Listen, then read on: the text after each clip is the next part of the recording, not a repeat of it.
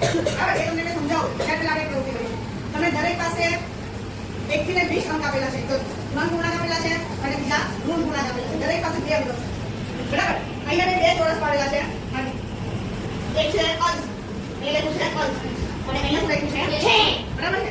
હવે અહીંયા આપણે એક સંખ્યા બોલીશ અને લખીશ. બરાબર છે? એના આધારે તમારી પાસે જે કાર્ડ હોય આપણે ઉદાહરણ લઈએ અહીંયા સમજાવું કે પહેલા લખ્યું -5/2 એટલે -5 જેની પાસે આવશે એ શું કહેવાય?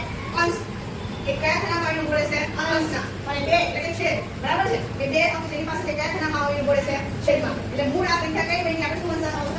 -5/2. બરાબર છે? હવે આપણે પછી આગળ શું કરવાનું છે એ હવે આપણે જોઈશું. સૌથી પહેલા તો આપણે આ પહેલા અંક લખી છે -5/2. ચાલો -5 કોની પાસે છે કે આઈ કરી દે.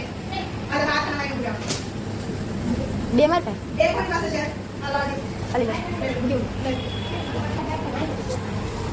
3 છે. ચાલો અંક બતાવો તમારો. -5 અને ચાલો 2 એટલે -5/2. તો આ કઈ સમય સંખ્યા? આ કોની સમય સંખ્યા. બરાબર? હવે સમય સંખ્યામાં એક ચિહ્ન ઓછા વાળું છે. ઓછા ચિહ્ન કેટલી વખત છે? 1 વખત. એટલે એને શું કહેવાય? મૂળ સમય સંખ્યા. -5/2. ચાલો કઈ સંખ્યા બોલે? સમય સંખ્યા બોલો. ઓછા -4/15. સરસ. હવે ઋણ સમય સંખ્યા છે કે ધન સમય સંખ્યા લખો. ભાવિક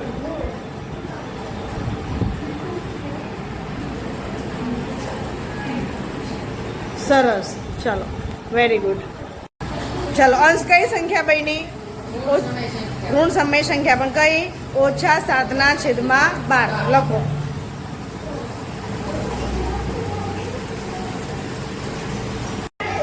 કિંજલ કઈ સંખ્યા બની? કિંજલ કઈ સંખ્યા બની? હા લખો. 20/-17.